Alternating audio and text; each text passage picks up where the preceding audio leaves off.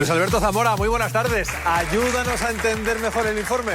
Bueno, sobre todo, ayúdanos a entender qué quiere decir moderación con la carne. Pues, a ver, resumido, moderación significa comer lo que tenemos que comer, ni más ni menos. Bueno, ya estamos. Pero, ¿de dónde partimos? Claro, como yo sé que esto es muy... cada uno lo puede tomar como quiera, hoy estamos aquí y lo vamos a dejar claro para todos tipos de carnes. Pero para que entendamos este tema, vamos a partir de un punto, porque como yo no puedo ir a la casa de todo el mundo y ver qué hace, que luego la gente... Yo no como tanto... La gente no tiene ganas de que hagas eso. Vamos a partir, ¿qué dice este informe que recoge lo que en su día la OMS publicó? Y es que comemos de forma general 4 veces más carne de la que deberíamos, y yo lo comparo con la recomendación. Fundamentalmente, ¿dónde nos basamos? En carne roja y en carnes procesadas como el embutido. ¿Qué consecuencias tiene esto? Un poco la que nos imaginamos, pero es verdad que a veces nos lo tomamos a la ligera. Estos excesos se relacionan con el aumento de riesgo de enfermedades bastante importantes, como vamos a ver, como enfermedad isquémica, como diabetes o como incluso cáncer colorectal. Tenemos otro gráfico, a ver si lo podemos poner, compañeros. Y mientras yo voy avanzando, no te preocupes. No te preocupes. Sí. O sea, que muchas veces banalizamos esto de que hacemos excesos y no deberíamos. Yo te digo que tenemos unos porcentajes que alarman, que asustan, y por aquí viene el toque de atención. ¿Significa esto que tenemos que olvidarnos de la carne? No. No. Significa que tenemos que comer, como bien has dicho, con moderación. Porque no nos podemos olvidar que la carne sigue siendo un alimento, aunque haya opciones veganas, sigue siendo un alimento y sigue aportando cosas, que lo vamos a ver ahora. Las proteínas son las más parecidas a las del cuerpo humano, con lo cual es una proteína de muy buena calidad.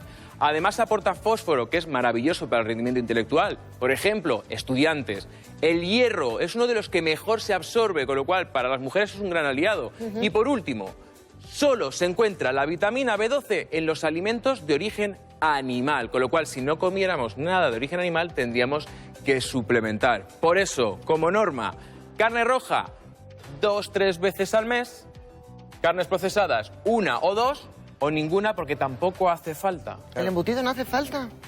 Es prescindible, entonces hay que buscar ese equilibrio, pero claro, vamos a aprender a hacerlo hoy. Pero ¿cómo lo hacemos también con las carnes blancas? Porque el informe apenas habla de ellas y no sabemos si podemos convivir y comerlas todos los días o no. Y además yo no tengo claro qué es blanco y qué es rojo tampoco, ¿eh? Pues porque mira, esto cambia según la edad del animal. Ahí incluso, está. ¿no? Vamos a meternos. ¿Hay que controlarnos con la carne blanca?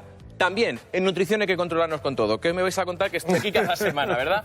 Pero ¿por qué abrimos más la mano con las carnes blancas que con las carnes rojas? Pues no, ni por calorías ni por colesterol, porque son muy parecidos los aportes. Es más bien por el porcentaje o por la cantidad de grasa que aportan unas y otras. La carne roja aporta más grasa de forma general y más grasas saturadas. De aquí viene todo lo que hemos visto. Claro. Pero, cuidado, no significa que yo pueda comer toda la carne blanca que quiera. Estamos hablando de unas 3-4 veces a la semana. Es decir, no todos los días tenemos por qué comer carne. Vale. Te lo voy a explicar de una forma muy fácil.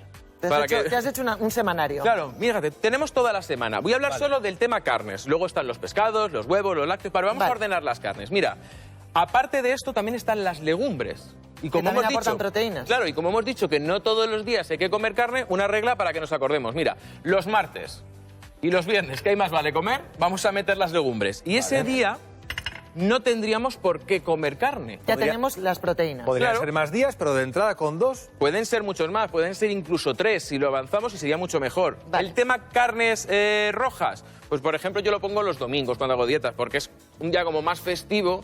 Pues oye, ponemos nuestra carne roja aquí, que también está bien tomarla. Y el resto de días es donde yo puedo meter carnes blancas. Pero lo que te digo, si no hay un día que no metiéramos, no pasaría nada. Porque ya te digo que no deberíamos de comer todos los días carnes, ni muchísimo menos tomar 2 veces carne en el mismo día. O sea, carne roja 1 vez por semana, carnes blancas 4 y legumbres 2. Que a ti te gustaría que fueran 3 días legumbres y 3 Exacto, carne blanca, y sobre ¿no? todo, como bien has dicho, tener claro que es carne blanca. Que lo básico no lo sabemos. Es decir, sí, pollo, pavo, ¿no? Pollo, pavo y... Que no sangre mucho. ¿Conejo? No sé. Y ¿También? conejo. Es decir, tenemos que ahora van a salir las carnes blancas, que es el pollo, el pavo y el conejo. Tendríamos las carnes rojas, que son todas estas carnes de res, ¿no? La vaca, el buey y el toro. Y la caza. La caza, las liebres y demás. Y luego tenemos, entre medias, 2 animales, que sería el cordero y el cerdo, que dependiendo de la edad, de alimentación o del corte... Pero es que en España comemos mucho cordero y mucho cerdo, con lo cual hay que tener claro qué es blanco y qué es rojo. Ahí los tienes. De hecho, el informe decía que producimos incluso más cerdo de lo que llegamos a comer en este país. Por ejemplo, un solomillo de cerdo sería carne roja, pero un lomo de cerdo sin esa parte de grasa sería carne blanca. O sea, que depende no tanto de la edad del animal, sino de la parte que te comes. ¿De quién depende mucho más la edad? De los corderos, ¿no? Es decir, van acumulando años, van acumulando grasa y entonces se van derivando a esta parte de aquí.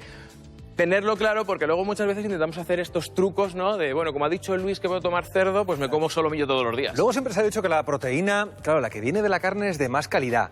Pero si tú has puesto un par de días legumbres e incluso quisieras que fueran 3 días, es porque la proteína es igual de buena. Claro, tenemos un concepto erróneo, que siempre que pensamos proteína de calidad, pensamos en alimentos animales, ¿no? Un filete, la leche, los huevos. Sí. Pero no tiene por qué. La proteína vegetal es igual o incluso a veces mucho más completa que a lo mejor la carne. Y te lo quiero traer con esto que nosotros llamamos los aminogramas.